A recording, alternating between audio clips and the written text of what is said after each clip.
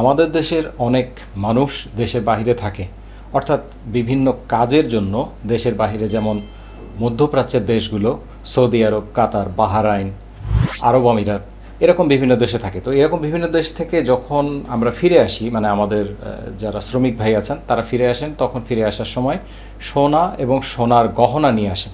তো এই বিষয়ে আমি আলাদা আজকে আলোচনা করতে চলেছি। তো চলুন দেরি না করে শুরু করি যে সোনা কি পরিমাণে আপনারা আনতে পারবেন। এখানে প্রথমেই বলা বাহুল্য যে যদি সোনা আনতে হয় সেক্ষেত্রে কিন্তু ভাগ আছে দুটি।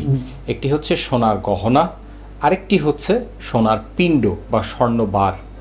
এখানে সোনার পিণ্ড যেটি, সেটি হচ্ছে 24 ক্যারেট, অর্থাৎ লেখা থাকে 999 পিণ্ডের মধ্যে। আর যেটি সোনার গহনা বা অলংকার, সেটি সাধারণত 22 ক্যারেট অথবা 22 ক্যারেটের কমও হয়ে থাকে, 21 ক্যারেট, 18 ক্যারেট বা সনাতন পদ্ধতি অবশ্য দেশের বাইরে তেমন একটা পাওয়া যায় না বা কেউ কিনে না, তবে এগুলো সাধারণত হয়ে থাকে। তো এখন কথা হচ্ছে, প্রথমে বলছি শুল্ক মুক্তভাবে আপনারা কতটুকু সোনা আনতে পারবেন এবং সোনার গহনা আনতে পারবেন। সোনার গহনা যদি আনতে হয় সেক্ষেত্রে পরিহিত থাকুক অথবা না থাকুক, এটা কিন্তু আবারও বলছি পরিহিত মানে গায়ে পরে। আগে একটা কথা মানুষ বলতো যে গায়ে অনেকগুলো পরে আসবো, এগুলো সবই আমার ব্যবহারের, তো এগুলো আমি শুল্কমুক্তভাবে প্রবেশ করাবো বাংলাদেশে, কিন্তু এটা সম্ভব না। আপনার পরা থাকুক আর না থাকুক সব মিলিয়ে ওজন হতে হবে আপনার 100 গ্রাম। 100 গ্রাম পর্যন্ত আপনি সোনার গহনা অথবা 200 গ্রাম পর্যন্ত রূপার গহনা আপনি নিয়ে আসতে পারবেন বিনা শুল্কে। হ্যাঁ, এখানে কিন্তু আরও একটি কথা আছে যে যদি আপনার সোনার গহনা পরনে থাকুক আর না থাকুক সেক্ষেত্রে আপনার এটা গণ্য হবে, এবং এই দুটি কিন্তু অথবা দেয়া আছে, সোনা অথবা রূপা, যে কোনো একটার ক্ষেত্রে হিসাব করতে হবে। তো দেখা যাচ্ছে বিষয়টা অনেকটা এরকম হতে পারে, এই কথাটি স্পষ্টভাবে বলা নেই যে আপনি 50 গ্রামের সোনার গহনা নিয়ে আসলেন আর দেখা যাচ্ছে 100 গ্রামের রূপার গহনা নিয়ে আসলেন, কারণ সোনা এবং রূপা এটার দ্বিগুণ করে ধরা হয়, মানে 100 গ্রাম সোনা অথবা 200 গ্রাম রূপা, সেই হিসাব থেকে এটা ধারণা করা যায়। তবে বেশিরভাগ সময় মানুষ যখন আসে তখন সোনাই নিয়ে আসে, এবং আজকে আমি সোনার বিষয়ে আলোচনা করছি। তো এটি গেল সোনার গহনা। যদি এর বেশি হয় তাহলে কিন্তু শুল্ক প্রযোজ্য হবে। এখানে আরও একটি বিষয় গুরুত্বপূর্ণ, যে এখানে একই ধরনের গহনা কিন্তু 12টার বেশি হওয়া যাবে না। অর্থাৎ যদি আপনার ধরে নিন যে আপনার ব্রেসলেট অথবা কানের দুল যেটাই হোক না কেন 12টার বেশি হতে পারবে না। 100 গ্রামের মধ্যে দেখা যাচ্ছে যে 2 গ্রাম 3 গ্রাম এরকম করে বিভিন্ন সামগ্রী বা বিভিন্ন আইটেম আপনি 12টার বেশি যদি হয়ে যায় তাহলে কিন্তু সেটা আপনাকে নিয়ে আসতে দেবে না, অথবা তারা সেখানে কর ধার্য করতে পারে। এইটা গেল গহনার বিষয়। এরপরে আসছে স্বর্ণবার বা স্বর্ণপিণ্ড। এখানেও কিন্তু রূপা অথবা সোনা দুটি অথবা দেয়া আছে, প্রজ্ঞাপনেই সেটি দেখলে আপনারা বুঝতে পারবেন।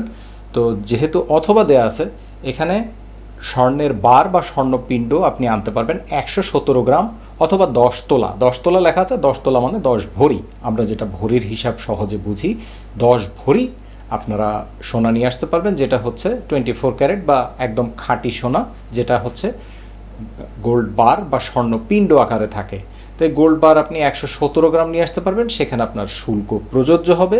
যদি রূপা নিয়ে আসেন রূপার ক্ষেত্রেও শুল্ক প্রযোজ্য হবে, কারণ সোনা অথবা রূপা নিয়ে আসলে দ্বিগুণ নিয়ে আসতে পারবেন, মানে 234 গ্রাম নিয়ে আসতে পারবেন। রূপা সম্ভবত প্রতি গ্রামে 6 টাকা।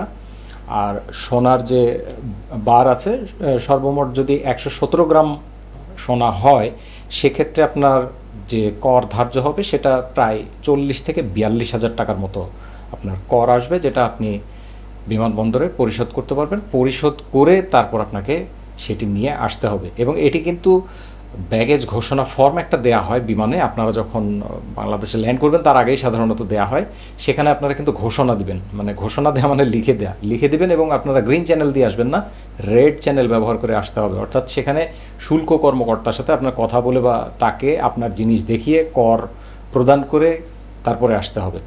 আচ্ছা, এবারে বলি, এই প্রশ্ন অনেকে করতে পারেন যে আমি একটা নিয়ে চলে আসলাম, মানে স্বর্ণালঙ্কার নিয়ে অথবা অতিরিক্ত স্বর্ণালঙ্কার নিয়ে অথবা স্বর্ণপিণ্ড আপনি একটাই নিয়ে আসলেন, একটা আপনার জন্য বৈধ একটাই নিয়ে আসলেন, কিন্তু কর দিলেন না, আপনি গ্রিন চ্যানেল দিয়ে সরাসরি বের হয়ে গেলেন। এখানে নিয়ম হচ্ছে, আমি যতটুকু জানি যে দৈব চয়ন, এটা প্রজ্ঞাপনেই লেখা আছে যে দৈব চয়নের মাধ্যমে কিন্তু পরীক্ষা করা হবে এবং বেশিরভাগ সম্ভাবনাই থাকে যে আপনাকে কিন্তু তারা ঠিকই ধরে ফেলবে। যদি ধরে ফেলে এক্ষেত্রে শাস্তি কিন্তু অন্যরকম।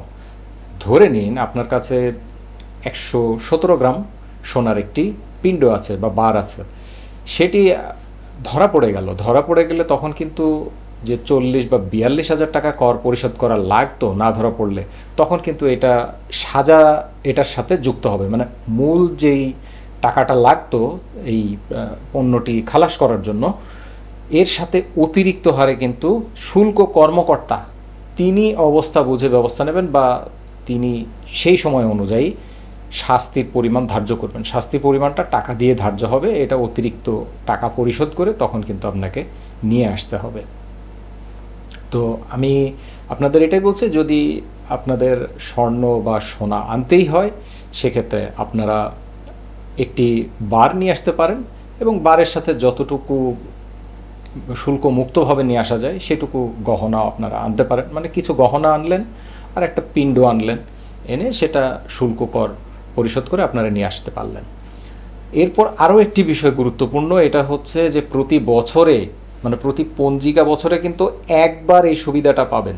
এটা আগে এরকম ছিল না, তবে প্রতি পঞ্জিকা বছরে একবার। অর্থাৎ আপনি সাধারণত ওয়ার্ক ভিসায় যারা দেশের বাইরে যায় তারা বছরে একবারই দেশে আসে, একবারের বেশি সাধারণত আসা হয় না বেশিরভাগ ক্ষেত্রে। অনেক সময় 2 বছর 3 বছর 5 বছর পরেও একবার আসে, এরকম আছে। এক বছরে একের বেশি আসে না। এবং আমাদের এই সুবিধা সুবিধা বললাম, এই 100 গ্রাম এবং 117 গ্রাম মানে স্বর্ণালঙ্কার বা সোনার গহনা, আর একটা হচ্ছে স্বর্ণপিণ্ড বা খাঁটি সোনা, এই সবই কিন্তু বছরে একবার আপনি সুবিধা পাবেন।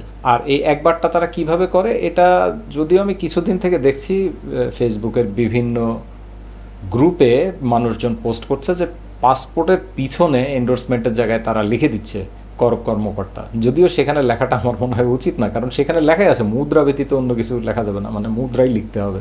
তো ওইটা তো আর মুদ্রা না, এটা হয়তো পাসপোর্টের অন্য কোনো পেজেও লেখা যেতে পারে, অথবা দেখা যাচ্ছে এটা ভবিষ্যতে এমন হতে পারে যে সব কিছু আপনার পাসপোর্টের ডেটাবেজ অনুযায়ী তারা তাদের সার্ভারে এন্ট্রি করে রাখবে। অর্থাৎ আপনার পাসপোর্টই যখন স্ক্যান করা হবে এয়ারপোর্টে, তখনই বোঝা যাবে যে হ্যাঁ আপনি এই পঞ্জিকা বর্ষে কতটুকু সোনা এনেছেন যদি আগের বার এসে থাকেন বাংলাদেশে। এরকম একটা পদ্ধতি করলে আমার কাছে মনে হয় ভালো হবে, অথবা এরকম পদ্ধতি ভবিষ্যতে চালুও হয়ে যেতে পারে। তো এই ছিল আজকের ভিডিও। এরপরও যদি আপনার এই বিষয় নিয়ে কোনো কিছু জানার থাকে তাহলে অবশ্যই আমাকে নিচে কমেন্ট বক্সে কমেন্ট করে জানাবেন।